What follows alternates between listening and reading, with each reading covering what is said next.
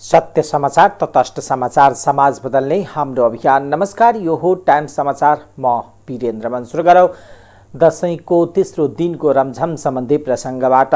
नवरात्राको तेस्रो दिन दशैं घर वा पूजा कोठामा नवदुर्गा मध्येकी तेस्रो चन्द्रघण्टा देवीको विधिपूर्वक पूजा आराधना गरिएको छ।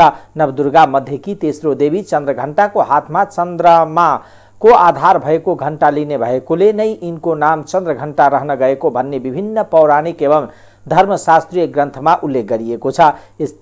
यस्ती देवीको पूजा आराधनाले शक्ति प्राप्त हुने भएकोले नवरात्राका अवसरमा विशेष पूजा आराधना गर्ने गरिएको नेपाल संस्कृत विश्वविद्यालयका पूर्व सहप्राध्यापक श्रीराम सापकोटाले जानकारी दिनुभयो। चन्द्रघण्टा देवीले शिरमा चन्द्र अर्धचन्द्रमाका साथै घण्टा पनि धारण गर्ने भएकोले यो नाम रहन गएको हो। चन्द्रघण्टा देवीको स्वरूप पहिलो वर्णको हुन्छ। स्त्री देवीले अत्याचारी दानवी स्वरूपलाई नाश गर्नुहुन्छ। चन्द्रघण्टा देवीको पूजा आराधनाको दिन मणिपुर चक्रलाई ध्यान गरिन्छ।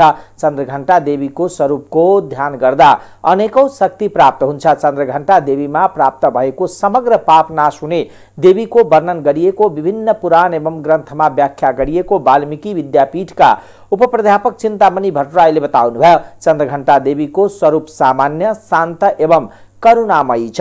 गीत संगीत क्षेत्रमा लागेकोले चन्द्रघण्टा देवीको विशेष आराधना गर्दछन्। आजको दिन चन्द्रघण्टा देवीको विशेष पूजा आराधना सहित ध्यान गर्नाले ललाटमा चमक प्राप्त हुने पनि उहाँले सुनाउनुभयो। नवरात्राको पहिलो दिन बिहीबार दशैं घर वा पूजा कोठामा वैदिक विधिपूर्वक घट स्थापना गरी जौको जमरा राखिएको थियो। चन्द्रघण्टाको अर्थ देवीको ध्यान साधनामा स्थापित हुनु पनि हो। श्रीमद् देवी भागवत लगायत पुराण एवं धर्मशास्त्रीय ग्रन्थमा उल्लेख गरिएको छ।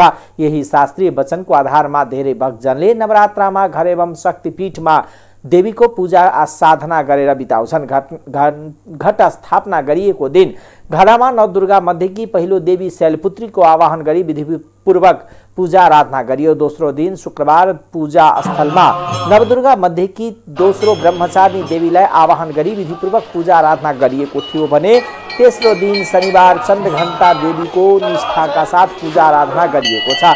नवरात्राको 9 दिन घट स्थापना गरिएको स्थलमा दुर्गा सप्तशी, चण्डी, श्रीमद्देवी भागवत लगायत देवी स्तोत्र पाठ समेत गरिन्छ। नवरात्राका अवसरमा देवीको आराधना गरी पूजा गरेमा शक्ति, ऐश्वर्य र विद्या प्राप्त हुने धार्मिक विश्वास छ।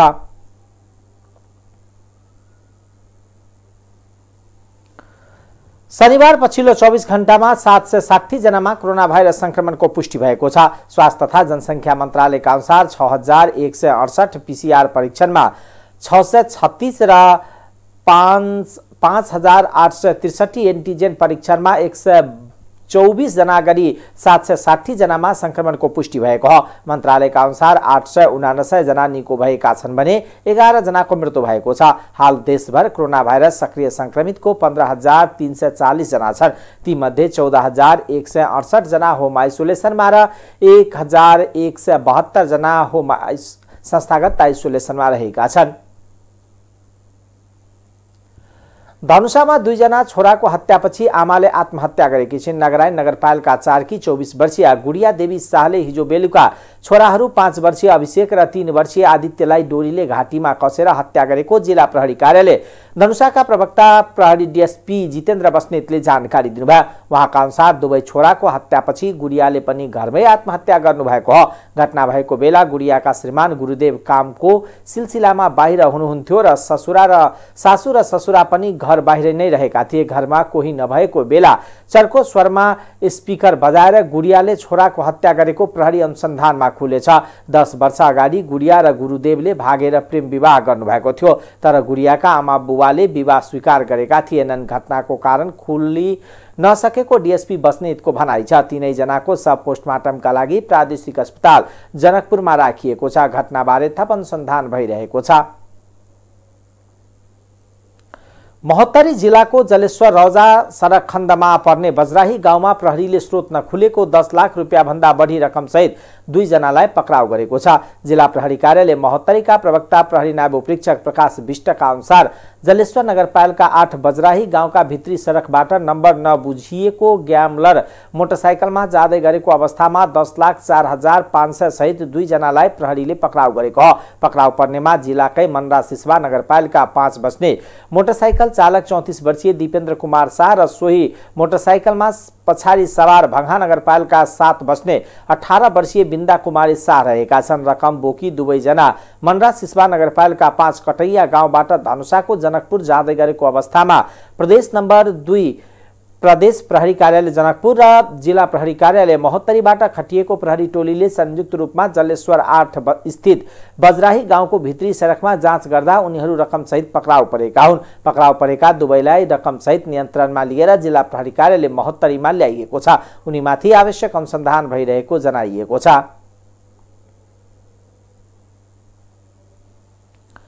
महोत्तरीमा शहीद परिवारको घरमा लाखौंको धनमा लुटपाट भएको छ। डाकाको एक समूहले शनिबार बिहान शहीद गणेश प्रसाद चौधरीको छोरा र शहीद रोहन चौधरीका काका विजय चौधरीको घरबाट 10 तोला सुनको गहना र 25,000 रुपियाँ लुटेका हुन्। बिहान अन्दाजी 3 बजे 4-5 जनाको समूहमा आएका डाकाले शहीद गणेश प्रसाद चौधरीको छोरा र शहीद रोहन चौधरीको काका विजय चौधरीको घरबाट 10 तोला सुनको गहना र 25,000 रुपियाँ लुटेर लगेको जिल्ला प्रहरी कार्यालय महोत्तरीका प्रहरी प्रवक्ता तथा प्रहरी नायब उपरीक्षक प्रकाश विष्टले जानकारी दिनुभयो। उहाँका अनुसार धारिलो हतियार सहित मास्क लगाएर आएका डाकाले घरमुली विजय चौधरी बिरामी भएर काठमाडौँमा उपचाररत रहेको मौका छोपी घरभित्र पसेर छोरा रोशन चौधरीलाई नियन्त्रणमा लिई लुटपिट गरी भागेका थिए। लुटपिट गर्ने क्रममा प्रतिकार गर्दा डाकाले रोशनलाई टाउकोमा हतियारले हिर्काएर घाइते बनाएको डीएसपी विष्टले बताउनुभयो। जिल्ला अस्पताल जलेश्वरमा उपचारको क्रममा उनको टाउकोमा 11 वटा टाका लगाइएको र थप उपचारका लागि प्रादेशिक अस्पताल जनकपुर पठाइएको छ। पर्साका सांसद प्रदीप यादवलाई मन्त्री नबनाएको विरोधमा उनकै दल जनता समाजवादी पार्टी जसपाका कार्यकर्ताले वीरगञ्जमा प्रदर्शन गरेका छन्। शनिबार दिउँसो वीरगञ्जमा सांसद यादव निकट कार्यकर्ता र समर्थकहरूले कालो झण्डा सहितको मोटरसाइकल जुलुस निकालेका हुन्। मोटरसाइकल जुलुसले नगर परिक्रमा गरेपछि घण्टाघर चौकमा सांसद यादवका समर्थकहरूले जसपाका केन्द्रीय अध्यक्ष उपेन्द्र यादवको पुतला पनि दहन गरेका छन्। उनीहरूले उपेन्द्रको विरोधमा नाराबाजी गर्दै उनलाई पर्सा जिल्ला र वीरगञ्जमा प्रवेश गर्न नदिने चेतावनी समेत दिएका छन्। प्रदर्शनमा सहभागी जसपाका युवा नेता गौरव वर्माले भने विरोध प्रदर्शन कार्यक्रम पार्टीको कार्यक्रम नभई सांसद प्रदीप यादवका समर्थकहरू आफैले गरेको बताउनुभयो। उहाँले उपेन्द्रले धेरै पटक पर्सा र वीरगञ्जलाई ठग्दै आएका छन्। यसपालि पनि मधेसकै लोकप्रिय सांसद प्रदीप यादवलाई अन्तिम समयमा आएर मन्त्री बनाएनन्। उपेन्द्र काला नाग हुन्, उनलाई वीरगञ्ज छिर्न दिन्न। सांसद यादवका कार्यकर्ताले शुक्रबार साँझ पनि वीरगञ्जमा केन्द्रीय अध्यक्ष यादवको पुतला र पार्टी कार्यालयको साइन बोर्डमा आगो लगाएका थिए। सांसद यादवले भने पार्टी नेतृत्वले गल्ती गरेको भए पनि संयमता नगुमाउन आफ्ना समर्थक र पार्टीका नेता कार्यकर्तासँग अनुरोध गरेका छन्। वीरगञ्जबाट चोरीको मोटरसाइकल सहित 3 जना पक्राउ परेका छन्। पक्राउ पर्नेमा वीरगञ्ज महानगरपालिका 2 छपकैया बस्ने 24 वर्षीय अरमान देवान, 30 वर्षीय सदाम अंसारी र 27 वर्षीय सहमत अंसारी रहेका छन्। असोज 22 गते दिउँसो वीरगञ्ज महानगरपालिका 10 स्थित प्रभु बैंक गाडीबाट वीरगञ्ज महानगरपालिका 15 बस्ने विवेक कुमार यादवको ना 48 प 9369 नम्बरको मोटरसाइकल चोरी भएको थियो। सूचना पाए लगत्तै खटिएको टोलीले खोज तलासको क्रममा चोरी भएको मोटरसाइकल सहित उनीहरूलाई पक्राउ गरेको, उनी विरुद्ध चोरी सम्बन्धी कसुरमा अनुसन्धान अगाडि बढाइएको जिल्ला प्रहरी कार्यालय पर्साले जनाएको छ। भारत भ्रमणमा रहेका नेपाली कांग्रेसका प्रतिनिधिमण्डल र भारतको उत्तर प्रदेशका मुख्यमन्त्री योगी आदित्यनाथ बीच शनिबार बिहान भेटवार्ता भएको छ। उत्तर प्रदेश स्थित मुख्यमन्त्री आदित्यनाथको कार्यालयमा भएको भेटमा नेपाल भारत सम्बन्धका विविध विषयमा छलफल भएको सो प्रतिनिधिमण्डलको नेतृत्व गरेका नेपाली कांग्रेसका सहमहामन्त्री डाक्टर प्रकाश शरण महतले जानकारी दिनुभयो। यस क्रममा आफूहरूले नेपाल भारत सम्बन्ध द्विपक्षीय सहित तथा दुई देश बीचका राजनीतिक, धार्मिक, सांस्कृतिक, ऐतिहासिक एवं जनता बीचको सम्पर्कका विविध आयामका बारेमा कुरा उठाएको डाक्टर महतले बताउनुभयो। भेटका क्रममा मुख्यमन्त्री आदित्यनाथले नेपालसँग सम्बन्धित विविध मुद्दा एवं विषयवस्तुलाई भारतले सधैँ प्राथमिकतामा राखेको बताएका थिए। मुख्यमन्त्रीले भारतले नेपालसँगको सम्बन्धलाई मुख्य प्राथमिकतामा राखेको जनाउँदै नेपाल र नेपालको राष्ट्रियता बलियो हुनुपर्छ र यसमा मात्र भारतको हित रहेको छ भने डाक्टर महतले बताउनुभयो। त्यस भेटक्रममा आफूले बनारसमा रहेको नेपाली मन्दिर हिन्दू करिडोर निर्माणका क्रममा विस्थापित हुन सक्ने विषयमा चासो राखेको र मुख्यमन्त्री आदित्यनाथले उक्त मन्दिर त्यहाँबाट विस्थापित नहुने र उचित स्थानमा निर्माण हुने विषयमा आफूले निर्देशन दिइसकेको बताएको डाक्टर महतले जानकारी दिनुभयो। भारतीय जनता पार्टीको निमन्त्रणामा 3 दिन अघि भारत गएका डाक्टर महत नेतृत्वको सो प्रतिनिधि मण्डलमा कांग्रेसका नेताद्वय उदय शमशेर राणा र अजय चौरसिया छन्। शनिबारको भेटमा भारतीय जनता पार्टीका विदेश विभागका प्रमुख विजय चोथवाले र अर्का नेता अश्वनी जोहर थिए। विश्व हुलाक दिवस आज विविध कार्यक्रम गरी मनाइएको छ। संचार सेवाको सबभन्दा पुरानो तथा भरपर्दो माध्यम हुलाक सेवाको महत्त्व बुझाउँदै हरेक वर्षको अक्टोबर 9 मा विश्व हुलाक दिवस मनाइँदै आएको छ। हुलाकलाई विश्वभर सूचना सन्देश प्रवाह गर्ने विश्वव्यापी संस्थाका रूपमा लिइन्छ। नेपालले सन् 1956 मा विश्व हुलाक संघको सदस्यता लिएसँगै हुलाक दिवस मनाउन थालिएको हो। तर सूचना प्रविधिको विकाससँगै हुलाक सेवाको अस्तित्व भने पछिल्लो समय संकटमा परेको छ। नेपालमा 1935 सालदेखि सुरु भएको हुलाक सेवाले जनताको घर दैलोमा सेवा पुर्याउँदै आए पनि सूचना प्रविधिमा भएको विकास र ग्रामीण क्षेत्रमा इन्टरनेटको पहुँचका कारण हुलाकको अस्तित्व जोखिममा परेको हो। 1 दशक अघिसम्म आम नागरिकको भरोसा बनेको हुलाक सेवा अहिले सरकारी पत्र र केही व्यक्तिगत काममा सीमित छ। हुलाकको प्रयोजन अहिले सरकारी कार्यालयको चिठी पत्र बोक्ने र पार्सल का केही सामग्री पुर्याउने काममा मात्र साँघुरिएको हुलाकका कर्मचारी बताउँछन्। जिल्ला हुलाक कार्यालय म्याग्दीमा 20 वर्षभन्दा बढी सेवा गरी अहिले सेवानिवृत्त हुनुभएका झक बहादुर थापा 1 दशक अघिसम्म चिठी पत्रको चापका कारण काम गर्न भ्याइ नभ्याइ हुने हुलाक अहिले सरकारी कार्यालय तथा संस्थाका पत्र र विदेशबाट आउने व्यक्तिगत सामानको काम गरेर र आफ्नो अस्तित्व बचाइरहेको बताउनुभयो। सूचना प्रविधिले इन्टरनेटको विकास गरेपछि विश्वलाई नै एउटा गाउँमा परिणत गरिदिएको र यसले दूरसञ्चारमा समेत चुनौती थपिएको उहाँको भनाइ छ। प्रधानमन्त्री एवं नेपाली कांग्रेसका सभापति शेरबहादुर देउवाले मन्त्री परिषद विस्तारमा समेट्न नसकेको योग्य र क्षमतावान पार्टीका साथीलाई उचित जिम्मेवारी दिने आश्वासन दिनुभएको छ। स्कुल अफ डेमोक्रेसी अमेरिका शाखाले प्रकाशन गरेको विश्वेश्वर प्रसाद कोइराला शताब्दी सन्दर्भ पुस्तकको शनिबार विमोचन गर्दै उहाँले शुक्रबारको मन्त्री परिषद विस्तारमा योग्य साथी छुटेकोमा आफूलाई दुःख लागेको समेत बताउनुभयो। क्षमतावान र योग्य साथीलाई आगामी दिनमा उचित जिम्मेवारी दिँदै जाने बताउँदै उहाँले आफ्नो बाध्यता बुझिदिन आग्रह गर्नुभयो। सांसद मीन विश्वकर्माले बीपी कोइराला प्रजातन्त्र र कांग्रेस एक अर्काको परिपूरक भएको बताउँदै जनतालाई प्रजातन्त्रको अर्थ महत्त्व र अभ्यासका बारेमा बुझाउनु पर्ने आजको आवश्यकता रहेको बताउनुभयो। राष्ट्रिय सभा अन्तर्गत दिगो विकास समितिका सभापति तारादेवी भट्टले संयुक्त राष्ट्र संघले हाल अघि बढाएको दिगो विकासको लक्ष्य बीपी कोइरालाले आफ्नो समयमा परिकल्पना गरेको सिद्धान्त र विचारसँग मिल्दोजुल्दो भएको बताउनुभयो। कार्यक्रममा पूर्व राजदूत दिनेश भट्टराई, संविधानविद doctor Bipin Adhikari, school of democracy केन्द्रीय अध्यक्ष एवं नेपाल विद्यार्थी संघका पूर्व अध्यक्ष नयनसिंह महर लगायतका बीपीका सिद्धान्त आज पनि उत्तिकै आवश्यकता रहेको औल्याउनु भएको थियो।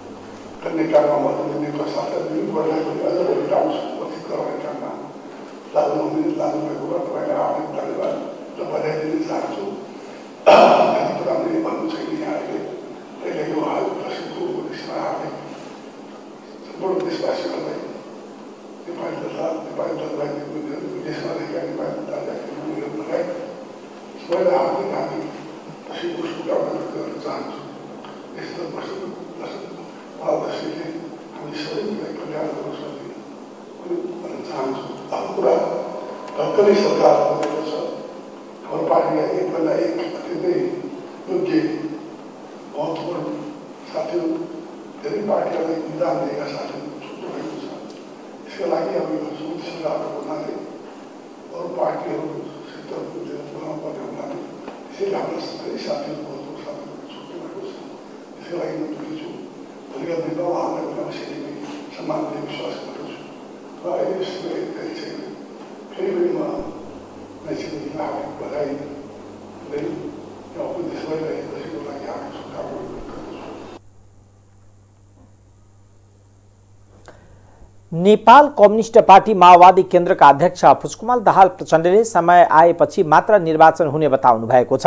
उद्योग संघ चितवन शाखाको 30औं साधारण सभा एवं 16औं अधिवेशन शनिबार उद्घाटन गर्दै उहाँले अहिलेको सरकारले पूर्ण अवधि काम गर्ने बताउनु भएको हो। देशमा आर्थिक विकासले गति लिने वा नलिने भन्ने कुरा आर्थिक, औद्योगिक र राज्यका नीति कस्ता हुन्छ भन्नेमा भर पर्ने भन्दै उहाँले जोड दिनुभयो। अध्यक्ष दाहालले तपाईहरूले देख्नु भएको छ, अहिले हामीले राजनीतिलाई सम्हाल्ने र त्यसलाई सङ्लो पार्नेतिर मेहनत गरिरहेको बताउनुभयो। यसको तात्पर्य देशमा आर्थिक विकासको एउटा आधार तयार पारेको बताउनुभयो। निजी, सार्वजनिक र सहकारीको बीचमा राम्रो सहकार्य गरेर तीव्र आर्थिक विकास गर्नुपर्ने भन्दै उहाँले नेपालको आर्थिक विकासको आधार कृषि भएकोमा जोड दिनुभयो। नै के कति गरेको छु भन्ने कुरा तपाईँ चितवनको पत्रकार साथीहरूले अझ राम्रोसँग भनिदिनु पर्छ। राष्ट्रिय सहमति बिना, परिमार्जन संशोधन बिना यो पारित हुन सक्दैन। संसदको विषयमा के बोल्दैन? संसद अवरुद्ध छ कि लगातार रूपमा? अब संसद अवरुद्ध गर्ने नैतिक र राजनीतिक अधिकार चाहिँ प्रतिपक्षलाई छैन हाम्रो विचारमा। पटक पटक संसद विघटन गर्नेलाई बरु संसद छोडेर गए भयो नि त विरोधै छ भने जनतामा हामीलाई छोडिदिए भयो नि संसद चलाउन। त्यहाँ बसेर अवरोध गर्ने, त्यो अवरोध भनेको त्यहाँ न कुनै तर्क छ, न कुनै तथ्य छ, न कुनै चाहिँ नियम कानुन अनुकूल छ। उहाँहरूले खालि देखाउनको लागि मात्रै विघटनलाई जायज पुष्टि गर्न उहाँहरूले अवरोध गरे। अहिले पार्टी एकताको बारेमा हामीले तत्काल सोचेका छैनौँ। गठबन्धनलाई नै बलियो बनाउने र चुनावी तालमेल गर्नेसम्म हामी राम्रैसँग अगाडि बढेका छौँ। कृषिमा आधारित उद्योगले मात्र हामीलाई आयात प्रतिस्थापन गर्ने र निर्यात प्रवर्धन गर्न सहयोग पुग्ने अध्यक्ष दाहालको भनाइ छ। उहाँले उद्योग संघले निर्माण गरेको प्रदर्शनी केन्द्रका लागि 5 करोड बजेट उपलब्ध गराउन सुनिश्चित गरेर आफू यहाँ आएको बताउनुभयो। उद्योग परिसंघका अध्यक्ष विष्णु कुमार अग्रवाल, नेपाल घरेलु तथा साना उद्योग महासंघका अध्यक्ष श्याम गिरी र उद्योग वाणिज्य संघका जिल्ला अध्यक्ष राजु श्रेष्ठले निजी क्षेत्रको समस्याका बारेमा अवगत गराउनु भएको थियो भने प्रदेश सभा सदस्य कृष्ण खनाल, भरतपुर महानगरपालिका प्रमुख रेणु दाहाल, प्रमुख जिल्ला अधिकारी असमान तामाङ लगायतले समसामयिक विषयमा चर्चा गर्नुभएको थियो। संघको नयाँ नेतृत्वको समेत चयन हुँदैछ। नवनियुक्त रक्षा मन्त्री डाक्टर मिनेन्द्र रिजालले प्रदेश 1 र बागमती प्रदेशको मुख्यमन्त्री नेकपा समाजवादीलाई दिनु बाध्यता भएको बताउनु भएको छ। मन्त्री भएको भोलिपल्ट गृह जिल्ला मोरङमा आएका रिजालले विराटनगर विमानस्थलमा सञ्चारकर्मीसँग कुरा गर्दै सत्ता साझेदार भएकोले नेकपा यसलाई मुख्यमन्त्री दिनु बाध्यता भएको बताउनुभयो। एउटा मन्त्रीसँग दुईवटा मुख्यमन्त्री किन साट्नु भएको भन्ने पत्रकारको प्रश्नमा मन्त्री रिजालले मन्त्रीसँग नसाटेर शक्ति सन्तुलन मिलाएको तर्क गर्नुभयो। नेपाली कांग्रेस प्रदेश 1 का सांसदहरूले मुख्यमन्त्री नेकपा यसलाई दिएको भन्दै रुष्ट बनिरहेको बेला उहाँको यस्तो धारणा आएको हो। हाम्रो स्वामित्वको भूभाग हो, हाम्रो स्वामित्वमा रहन्छ, राख्नुपर्छ, त्यो काम गर्छौँ। हामीले नेपालको स्वामित्वको भूभाग हो, नेपालको स्वामित्वमा रहनुपर्छ। हामी सरकारमा जुन किसिमले संविधान नै व्यवस्था, हाम्रो संवैधानिक व्यवस्था खतरामा पर्छ कि भन्ने चिन्ता थियो, त्यो चिन्ताबाट अहिले पनि हामी मुक्त भइसकेका छौँ। त्यसैले गठबन्धनमा कसैले आफूलाई हेप्पिएको फिल गर्यो भने त्यस्तो अनुभव कसैले नगरोस् भनेर अलिकति बढी सदासदापूर्ण दृष्टिकोण हाम्रो हुन्छ। राष्ट्रिय सुरक्षा नीति सहमति हुन्छ। राष्ट्रिय सुरक्षा नीतिले हाम्रो भूगोललाई पनि ध्यानमा राख्छ। राष्ट्रिय सुरक्षा नीतिले हाम्रा सम्भावनाहरूलाई पनि ध्यानमा राख्छ र राष्ट्रिय सुरक्षा नीतिले दुनियाँभरमा नेपाली सेनाले कमाएको मान सम्मानलाई पनि ध्यानमा राखेर त्यसलाई अझ अभिवृद्धि गर्न कसरी सकिन्छ त्यसतर्फ ध्यान हुन्छ। त्यो अभिवृद्धि गर्दाखेरि नेपालको हितमा, नेपाली जनताको हितमा कसरी काम गर्न सकिन्छ त्यसतर्फ ध्यान हुन्छ। हिजो बसेको प्रदेश सभाको बैठकमा कांग्रेस संसदीय दलका नेता राजीव कोइराला समेत प्रदेश सरकारको बचाव गरेका थिए। प्रदेश 1 मा प्रमुख प्रतिपक्षी दलका नेताले सरकारको बचाव गरेपछि गठबन्धन दलका नेता समेत अलमलमा परेका छन्। नवनियुक्त महिला बालबालिका तथा ज्येष्ठ नागरिक मन्त्री उमा रेग्मीले नवनियुक्त उद्योग वाणिज्य तथा आपूर्ति मन्त्री गजेन्द्र बहादुर हमाल कांग्रेसकै पुरानो नेता भएकोले प्रधानमन्त्रीले मन्त्रीको जिम्मेवारी दिनुभएको प्रश्न पार्नु भएको छ। रिपोर्टर्स क्लब नेपालको साक्षात्कारमा मन्त्री रेग्मीले हमालजी हाम्रो पार्टीको पुरानो नेता रहेको र उहाँले अवसर पाउनु भएको थिएन, कसैको नाता पर्ने जानु अस्वाभाविक होइन। उहाँले पार्टीलाई पुर्याउनु भएको योगदानको कदर गर्दै मन्त्रीको जिम्मेवारी दिएको हो। मन्त्री रेग्मीले वर्तमान सरकारमा महिलाको प्रतिनिधित्व उल्लेखनीय रूपमा हुनु सकारात्मक भएको उल्लेख गर्दै हरेक ठाउँमा 1/3 महिलाको प्रतिनिधित्व सुनिश्चित गर्न सकिएमा नेपालमा निकट भविष्यमै महिला प्रधानमन्त्री बन्न सक्ने सम्भावना रहेको बताउनुभयो। उहाँले पार्टीको आगामी 14औं महाधिवेशनबाट महिलाको प्रतिनिधित्व झनै बलियो र सशक्त हुने विश्वास व्यक्त गर्नुभयो। मुलुकमा बढ्दो महिला हिंसाको घटनाप्रति आफू अत्यन्त गम्भीर रहेको बताउँदै उहाँले ज्येष्ठ नागरिकले घरमा ससम्मान बाँच्न सक्ने तुल्याउने गरी आफूले काम गर्ने प्रतिबद्धता व्यक्त गर्नुभयो। विदेशमा अपाङ्गता भएका व्यक्तिको जिम्मा राज्यले लिएको उल्लेख गर्दै मन्त्री रेग्मीले नेपालमा पनि उनीहरूको अधिकार प्राप्तिका लागि ध्यान दिने बताउनुभयो। भनेर पार्टीले सम्मान गरेको। अब गैर सांसद संविधानमै व्यवस्था छ, 6 महिना त गैर सांसद पनि मन्त्री हुन सक्छ।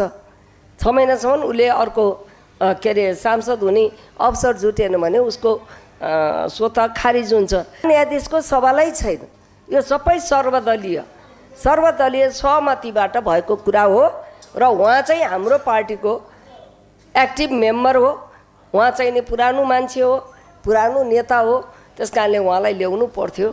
अब पुरानो भिक्टिमाइज भएको मान्छेहरूलाई अब एउटा उदाहरण पनि त देखाउनु पर्यो, किनभने योगदान गरेका मान्छेहरूले नपाएर भिक्टिमाइज भएरै लाइफ गएको त राम्रो पनि भएन।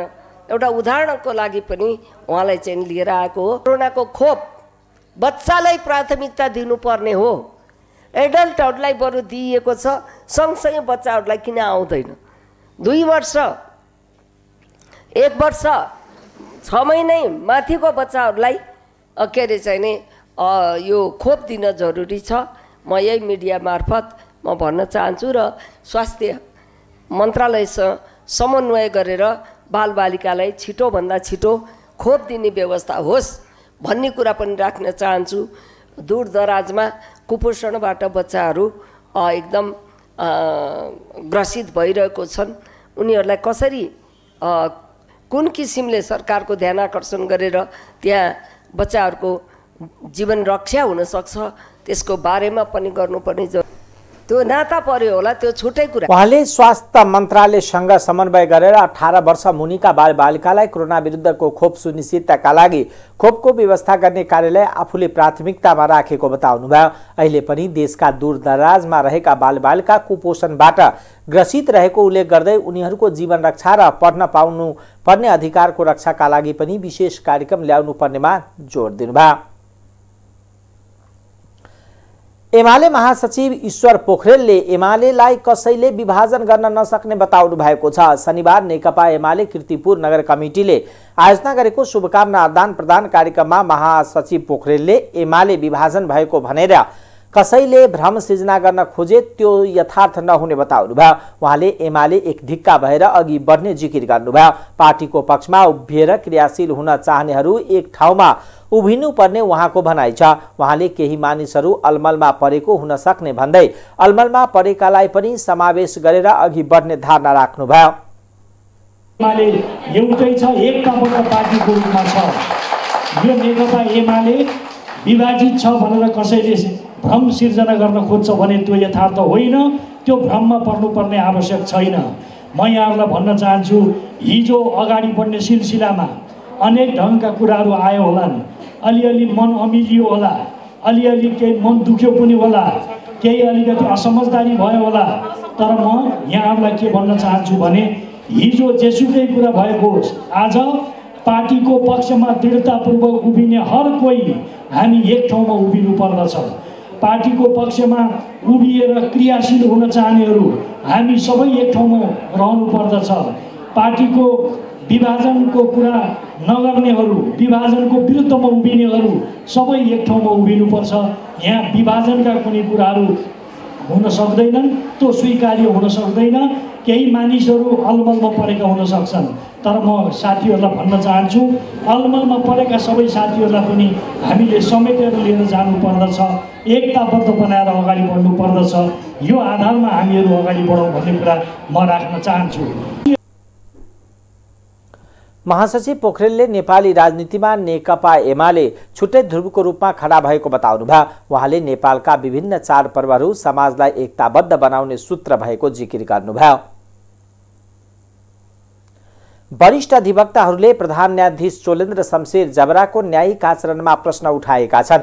प्रधान न्यायाधीश जबराको कोटाबाट गजेन्द्र बहादुर हमाल उद्योग वाणिज्य तथा आपूर्ति मन्त्री नियुक्त भएको विषय उठेकोले अधिवक्ताहरूले यसबारे प्रधान न्यायाधीश जबराले राजीनामा दिनुपर्नेदेखि महाभियोगसम्मका माग उठाएका छन्। रिपोर्टर्स क्लब नेपालले आयोजना गरेको साक्षात्कारमा बोल्दै पूर्व महान्यायाधिवक्ता मुक्ति प्रधानले प्रधान न्यायाधीशमाथि प्रश्न उठिसकेकोले त्यसबारेमा चित्तबुझ्दो जवाब दिनुपर्ने धारणा राख्नुभयो। उहाँले प्रधानमन्त्रीले पनि प्रश्न पारिदिनुपर्नेमा जोड दिनुभयो। गजेन्द्र हमाल पुरानो काङ्ग्रेसी नेता हो भनेर उहाँले भनेको मैले सुनेको छु, उहाँ नभई किन भएन भनेर प्रधानमन्त्रीले भनिसक्नुभयो। यो हाम्रो माग हो। प्रधान न्यायाधीशमाथि प्रश्न उठिसकेको छ, उहाँले चित्तबुझ्दो जवाब दिनुपर्ने उहाँले जिकिनुभयो।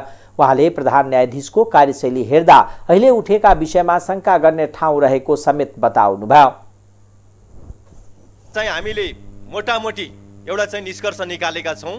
उहाँले अब सुध्रिने ठाउँ पनि छैन, किन भन्दा उहाँलाई शङ्काको सुविधा दिने अवस्था पनि रहेन। यहाँ खालि अहिले नियुक्तिको मात्रै कुरा पनि छैन, फेरि अरू कुराहरू पनि छन्, जो कुराहरू अहिले स्वयं सर्वोच्च अदालतको चाहिँ एउटा समिति छ, हरिकृष्ण कार्की मान्य न्यायाधीशको अध्यक्षतामा संयोजकत्वमा भएको समिति, जहाँ चाहिँ अरू न्यायाधीश हुनुहुन्छ, बारका प्रतिनिधि हुनुहुन्छ, त्यसले पनि आफ्नो प्रतिवेदनमा भनिसकेको छ कि अहिले चाहिँ न्यायिक विकृतिहरू छन् र यो न्यायिक विकृति हुनुमा चाहिँ न्यायिक नेतृत्वको पनि यसमा कमी कमजोरी भएको कारणले हो भन्ने कुराहरू आइसक्यो। अब त्यो चाहिँ प्रतिवेदन आइसकेपछि त्यो प्रतिवेदन लागू गरेर त्योभन्दा बढी चाहिँ विकृति हुन नदिनको लागि, रोकथाम गर्नको लागि चाहिँ पहल कदमी लिनुपर्नेमा उल्टो विकृतिहरू थपिसकेपछि र चाहिँ कार्यपालिकामा चाहिँ मन्त्री नै चाहिँ भाग खोजिसकेपछि न्यायिक विकृतिहरू थप्दै गरिसकेको अवस्थामा अब उहाँले चाहिँ न्यायिक आचरणबाट विचलित भइसकेको र एउटा चाहिँ संविधानको पनि उल्लङ्घन गरिसकेको परिस्थिति भएको हुनाले अब उहाँले यो जे जति गर्नुभएको छ यो विषयमा चाहिँ छानबिन पनि हुनुपर्छ। यो संसदले यसमा चाहिँ छानबिन गर्नुपर्छ, किन भन्दा संसदले नै हो उहाँलाई चाहिँ यसमा जवाबदेही बनाउने। उहाँलाई जवाबदेही बनाउनको लागि जनस्तरबाट पनि, नेपाल बार एसोसिएसनको पहल कदमीबाट पनि र स्वयं सांसदहरूबाट पनि र दलभित्रका चाहिँ अरू शीर्ष नेतृत्वले त गल्ती गरे अरू जो चाहिँ संविधानको पक्षधर जो हुनुहुन्छ उहाँहरूले पनि अब जवाबदेहीता खोज्नुपर्छ। त्यसकारणले अब चाहिँ यसमा प्रधान न्यायाधीशज्यूले विचार गर्नु पर्यो। तपाईँले यो प्रवृत्ति त्याग्नु भएन, तपाईँले अब चाहिँ मार्ग प्रशस्त गरिदिनुपर्छ। अब यो प्रवृत्ति बोकी न्यायाधीशको पदमा, प्रधान न्यायाधीशको पदमा बस्न पाइँदैन। कि त राजीनामाको कुरा आउन सक्छ कि चाहिँ महाभियोगको कुरा आउन सक्छ।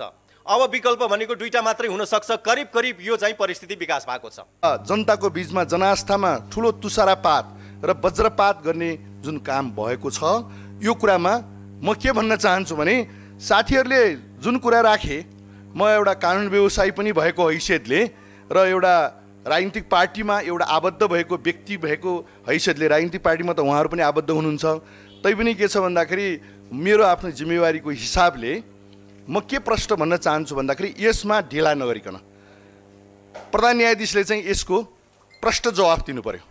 न्यायपालिकामा कार्यरत न्यायाधीशहरूको आचरणको कारणले गर्दा एउटा गरिमामय निकाय अदालत जो हो त्यसले चाहिँ के छ भन्दाखेरि न्याय सम्पादनको प्रश्नमा, दैनिक अदालत सञ्चालनको प्रश्नमा अनि जनताको अनुभूतिको प्रश्नमा अदालतले किन गर्न सकेनन् त भन्दाखेरि यो अदालतको संरचना जुन अहिले न्यायपालिकाको जुन संरचना निर्माणकै चरणमा त्रुटि छ।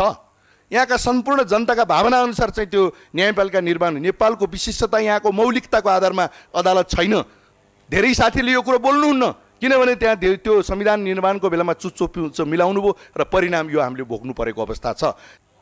यो प्रधान न्यायाधीशको प्रतिनिधि होइन, यो सिङ्गो अदालतको प्रतिनिधि हो। यो प्रधान न्यायाधीशले मात्रै यसको जवाफ दिने होइन, सर्वोच्च अदालतको सिङ्गो फुल कोर्टले यसको जवाफ दिनुपर्छ। र मुख्यतया बिग सिक्सहरू, बिग फाइभहरू, वरिष्ठतम 6 जना 5 जना न्यायाधीशहरू पहिला विभिन्न मुद्दाका बाई प्रडक्टका कुराहरू आएछन्। यो उहाँहरूले गरेको मुद्दाको बाई प्रडक्ट हो, उहाँहरूले यसको जवाफ दिनुपर्छ। यो प्रधान न्यायाधीशको भनेर एकजनालाई खुइल्याउने चिज यहाँ छैन। यो सर्वोच्च अदालतका अहिले हामीले मानेका सर्वोच्च अदालतमा कार्यरत रहनुभएका वरिष्ठतम 5-6 जना विक 5 विक 6 न्यायाधीशहरूले जसले पदक पाउनुभयो, जसले चाहिँ नि पुरस्कार पाउनुभयो, पुरस्कार जे बापत पाउनु भएको छ त्यो पाइसकेपछि अलिअलि खोल्ने कुरा स्वाभाविक हुन्छ। यो स्वाभाविक कुरा हो, तर बारले यसलाई स्वाभाविक रूपमा लिन सक्दैन। हाम्रो संविधानले यसलाई स्वाभाविक मान्दैन र रुल अफ ल र न्यायपालिकाको स्वतन्त्रताका कुनै पनि सिद्धान्तले यसलाई ग्रहण गर्न सक्दैन र यसलाई समर्थन गर्न सक्दैन। उहाँले प्रधान न्यायाधीशको कार्यशैली हेर्दा खास गरी केपी ओली प्रधानमन्त्री हुँदा संवैधानिक आयोगको नियुक्तिमा अध्यादेशमा साक्षी बसेर नियुक्ति भएको जस्तो देखिएको बताउनुभयो। संस्थालाई व्यक्तिको स्वार्थअनुसार चलाउन खोज्दा परिणाम त यही हो। उहाँले जतिसुकै होइन भने नियुक्तिले पुष्टि गरेको समेत बताउनुभयो। करिब 600 वर्ष पुरानो इतिहास र सम्पदाको साक्षी बनेर रहेको म्याग्दीको ऐतिहासिक स्थल खडक भवानी कोटसम्मको व्यवस्थित पदमार्ग निर्माण गरिएको छ। म्याग्दीको बेनी नगरपालिका 2 ज्याम्रुकोटको भुकुण्डेदेखि खडक भवानी कोट जोड्ने पक्की सिडी सहितको 250 मिटर पदमार्ग निर्माण गरिएको हो। गण्डकी प्रदेशको उद्योग वन वातावरण तथा पर्यटन मन्त्रालय र बेनी नगरपालिकाको आर्थिक सहयोग तथा स्थानीयवासीको सक्रियतामा उकालो बाटोमा 353 वटा सिडी सहितको पदमार्ग निर्माण भएपछि ऐतिहासिक धार्मिक तथा पर्यटकीय स्थल खडक भवानी कोट पुग्न सहज भएको छ।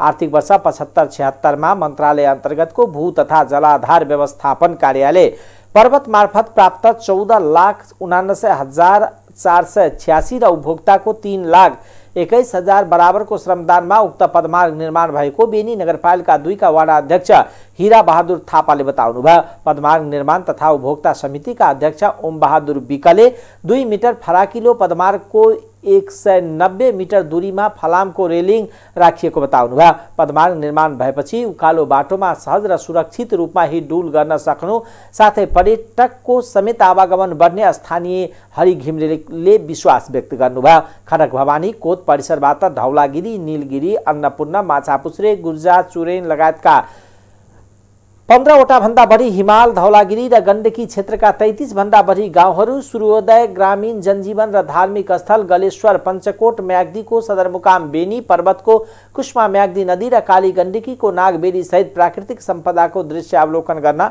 सकिनेछ।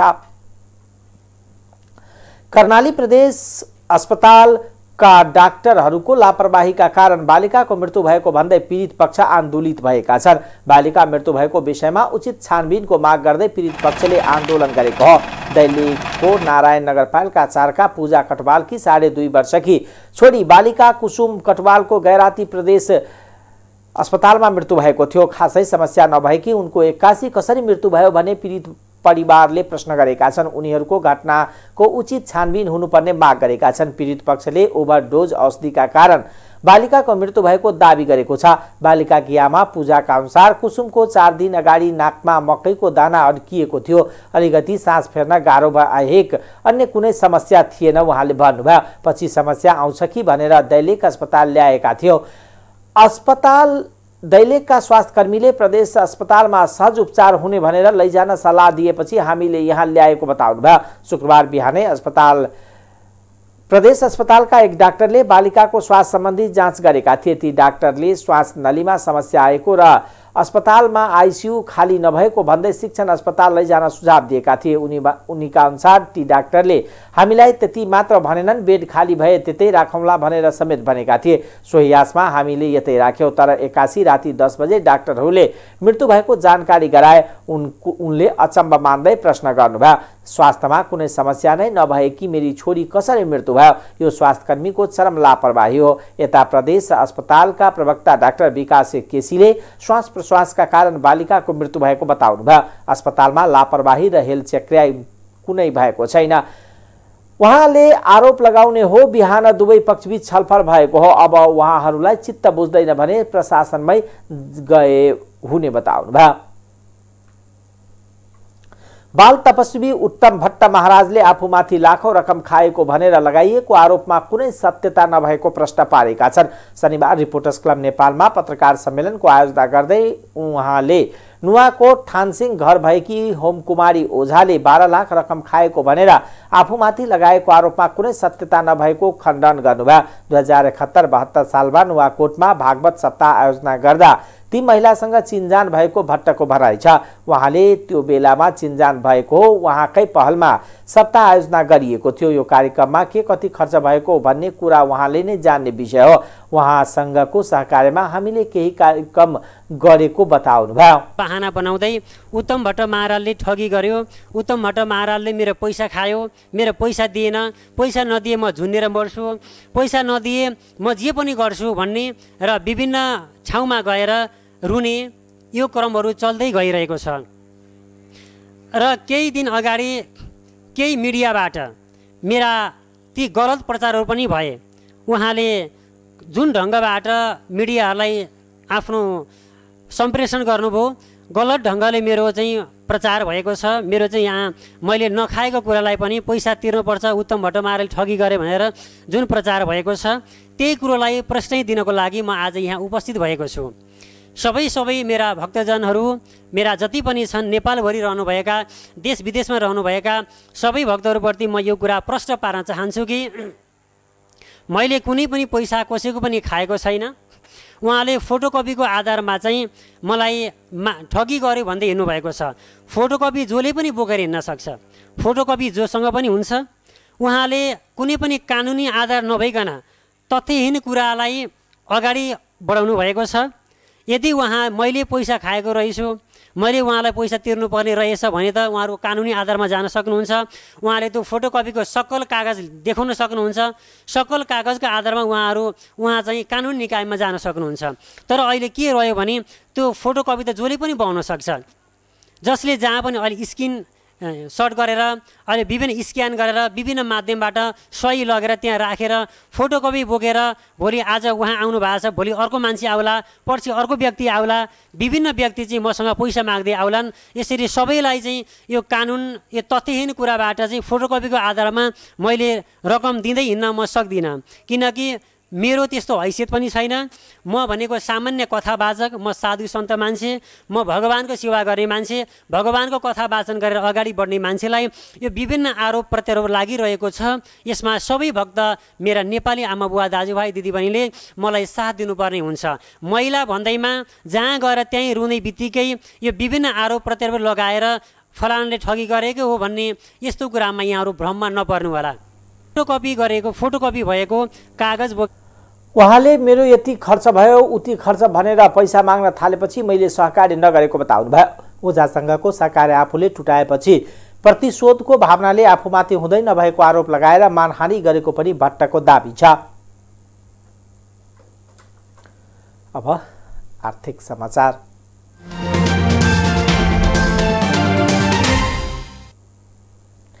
ऊर्जा जलस्रोत तथा सिंचाई मन्त्री पम्फा भूषालले एसियाली विकास बैंक एडीबी को प्रतिनिधि मण्डलले भेटवार्ता गरेको छ। ऊर्जा मन्त्रालयका शुक्रबार भएको भेटवार्तामा एडीबी को अनुदान तथा ऋण सहयोगमा निर्माण भइरहेको विभिन्न आयोजनाको विषयमा छलफल भएको मन्त्री भूषालको सचिवालयले बताएको छ। एडीबी का देशीय निर्देशक अनाउड काउको जसको नेतृत्वको प्रतिनिधि मण्डलको जलस्रोत तथा सिंचाई, विभिन्न तटबन्ध निर्माण, राजपुर सिंचाई आयोजना र जलस्रोत यिनका विषयमा चासो राखेका थिए। ती आयोजनाको खर्चका बारेमा चासो राख्दै देशीय निर्देशक अनराउडले कोभिड हुँदा पनि राम्रो काम भएको र अझ छोटो काम सकाउन आग्रह गरेका थिए। यसैगरी उक्त प्रतिनिधि मण्डलले बागमती नदी सुधार परियोजनाको बाँध निर्माण सम्बन्धी विषयमा मूल कुरा उठाएको र जलस्रोत ऐन चाँडो बनाउन पनि आग्रह गरेका थिए। बैंकको सहयोगका नै शिवपुरीमा प्राकृतिक जलाशय निर्माण भइरहेको छ। विदेशी निकायले सहयोग गर्ने आधारका लागि पनि सो ऐन आवश्यक भएको एडीबी को भनाइ थियो। ऐन निर्माणका लागि थप प्राविधिक सहयोग आवश्यक परेकोमा आफूहरू सहयोग गर्न तयार भएको प्रतिनिधि मण्डलले बताएको थियो। यसैगरी ऊर्जातर्फ ऊर्जा ऐन प्रसारण लाइन निर्माण, ठूला जलाशय आयोजनाका विषयमा पनि एडिबीले चासो राखेको थियो। जवाबमा मन्त्री भुषालले ऐन निर्माणका आफूहरू सक्षम रहेको उल्लेख गर्दै जलस्रोत ऐन हामी आफै बनाउने बताउनुभयो। जलस्रोत ऐनको मस्यौदा तयार भइसकेको र जलविद्युत ऐन संसदमा रहेको उल्लेख गर्दै उहाँले ऊर्जा तथा सिँचाइ क्षेत्रको विकासका लागि आवश्यक पर्ने वित्तीय एवं प्राविधिक सहयोग आवश्यकताका आधारमा नेपालले प्रस्ताव गर्ने प्रश्न पार्नुभयो। सो अवसरमा ऊर्जा सचिव देवेन्द्र कार्की, जलस्रोत तथा सिँचाइ सचिव सागर कुमार राय सहित मन्त्रालयका उच्च अधिकारीहरूको सहभागिता थियो। खाद्य व्यवस्था तथा व्यापार कम्पनी लिमिटेडले यस वर्ष दशैंका लागि जिउँदो खसी र बोकाको मूल्य प्रति केजी 640 रुपियाँ तोकेको छ। कम्पनीले काठमाडौँको थापाथली स्थित आफ्नो कार्यालय परिषदमा प्रति केजी 650 रुपियाँ मूल्यमा बिक्री गर्ने तय गरेको खसी बोकाको मूल्य दशैंका लागि प्रति केजी 10 रुपियाँ छुट दिएर 640 रुपियाँमा बिक्री वितरण गरेको हो। कम्पनीका प्रमुख कार्यकारी अधिकृत मोहन प्रकाश चन्दले खसी बोकाको सस्तोमा पाइने उल्लेख गर्दै खरिद गर्न पनि ग्राहकलाई आग्रह गर्नुभयो। उहाँले खसी बोकाको अभाव हुन नदिन प्रतिबद्धता समेत जनाउनुभयो। कम्पनीले हाल 2000 खसी बोका बिक्रीका लागि ल्याइएको तर ग्राहकको चाप बढेकोले आवश्यकता अनुसार फेरि पनि खसी बोका थप गरेर बिक्री वितरण गर्ने व्यवस्था मिलाइएको खाद्य व्यवस्था तथा व्यापार कम्पनी लिमिटेड बागमती प्रदेश कार्यालयकी प्रादेशिक प्रमुख ज्ञानु थापाको भनाइ छ। दैनिक 500 वटा खसी बोका बिक्री हुने उहाँको अनुमान छ। ग्राहकहरूले पनि बजारमा भन्दा सस्तोमा खसी बोका उपलब्ध भएको भन्दै खुसी व्यक्त गरेका छन्। उनीहरूले खसी बोकाको स्वास्थ्य र बिक्री वितरणको व्यवस्था पनि गत वर्षको भन्दा सहज भएको प्रतिक्रिया दिएका छन्। कम्पनीले बिहान 7 बजे अपराह्न 5 बजेसम्म खसी बोका बिक्री वितरणको व्यवस्था मिलाएको हो। कम्पनीले यस वर्ष कोरोनाका कारण चीनबाट च्याङ्रा भने भित्र्याउन नसकिएको प्रश्न पारेको छ। ध्यान राखेर अनि हामीले अहिले 650 बिक्री मूल्य तय गरेका छौँ। त्यो बिक्री मूल्यमा पनि प्रति केजी 10 रुपियाँ छुट दिएर उपभोक्तालाई चाहिँ हामीले 640 मा उपलब्ध गराइरहेका छौँ। अब हाम्रो बिहान हामीले बिक्री सुरु नगर्दासम्म हामीले 1050 वटा खसी बोकाहरू हामीसँग थियो। भनौँ न उपभोक्ताहरूको एकदमै अधिकतम बढीभन्दा बढी चाप भयो भने हामीले टोकन सिस्टम गरेर होइन फर्स्ट कम फर्स्ट सर्भिस पनि दिएको हो गत वर्ष।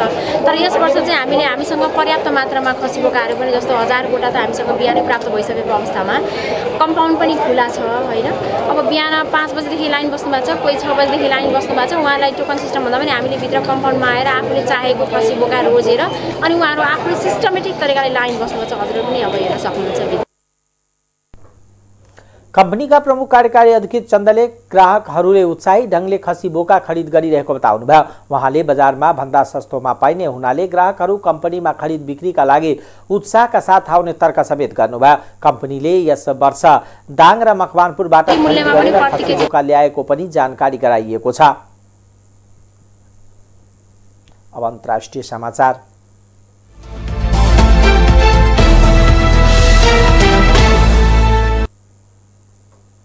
चीनिया राष्ट्रपति सी जिनपिङले ताइवानसँगको एकीकरण पूरा हुनुपर्ने बताउनु भएको छ। राष्ट्रपति सीले शान्तिपूर्ण रूपमा एकीकरण हुनुपर्ने बताउनु भएको बीबीसीले जनाएको छ।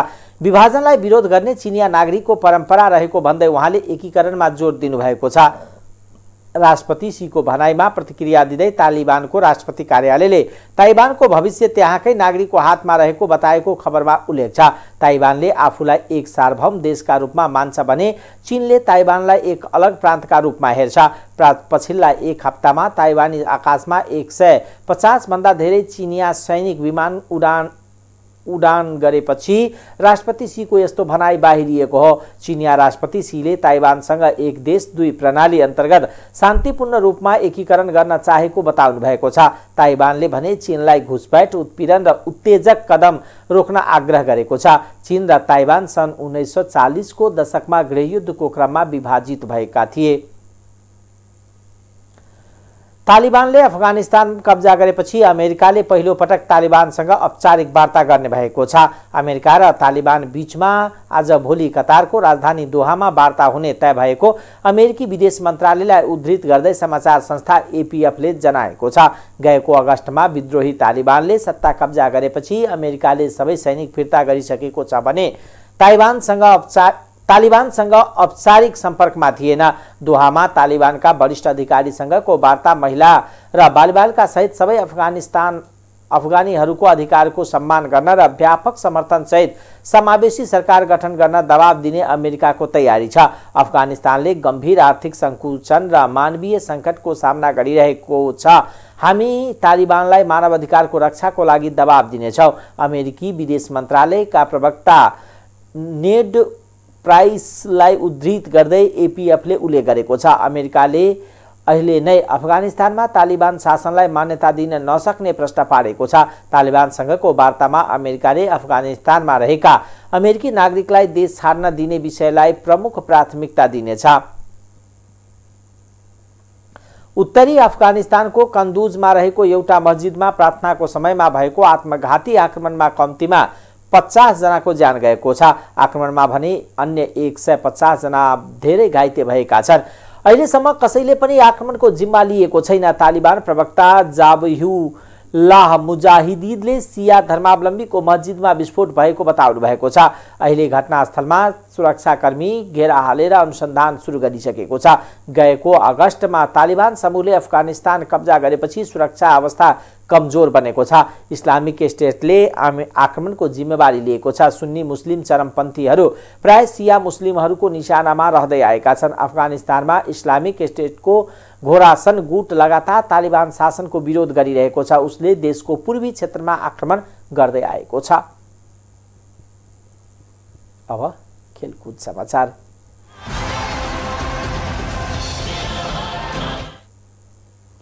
चौथो संस्करणको एभरेस्ट प्रिमियर लिग ईपीएल क्रिकेटको उपाधि चितवन टाइगर्सले जितेको छ। फाइनलमा पोखरा राइनोजलाई 4 विकेटले हराउँदै चितवनले पहिलो पटक ईपीएलको उपाधि जितेको हो। कीर्तिपुर मैदानमा पोखराले दिएको 112 रनको लक्ष्य चितवनले 15 ओभर 5 बलमा 6 विकेट गुमाएर भेट्टायो। चितवनका भीम सार्कीले 63 रनको अर्धशतकीय पारी खेले। दिलीप नाथले 18 तथा राजेश पुलामीले 14 रन जोडे। किशोर महतोले 4 तथा नन्दन यादवले 2 विकेट लिए। यस अघि टस हारेर पहिलो ब्याटिङ गरेको पोखराले 17 ओभरमा 5 बलमा अल आउट हुँदै 111 रन बनाएको थियो। पोखराका लागि असेला गुनारत्नेले सर्वाधिक 34 रन बनाए। त्यस्तै रिचार्ड लेभीले 26, कप्तान विनोद भण्डारीले 22, विपिन रावलले 17 रन जोडे। चितवनका कमल सिंह एरीले 4 विकेट लिए। यस्तै करिम जनत र सेगुगे प्रसन्नले 2-2 तथा सोमपाल कामी र सागर ढकालले 1-1 विकेट लिए। उपाधिसँगै चितवनले 50 लाख तथा उपविजेता पोखराले 15 लाख रुपियाँ प्राप्त गरेको छ। एयर टू ड्रिम अवार्ड चितवन टाइगर्सका कमल सिंह एरीले पाए। चितवनकै Sagar Dhakal man of the series घोषित भए। उनले लिगभर सर्वाधिक 14 विकेट लिएका थिए। सागर पल्सर मोटरसाइकल प्राप्त गरे। टाइम्स समाचार अहिलेको लागि यति नै। हेर्दै गर्नुहोला टाइम्स टेलिभिजन। नमस्कार।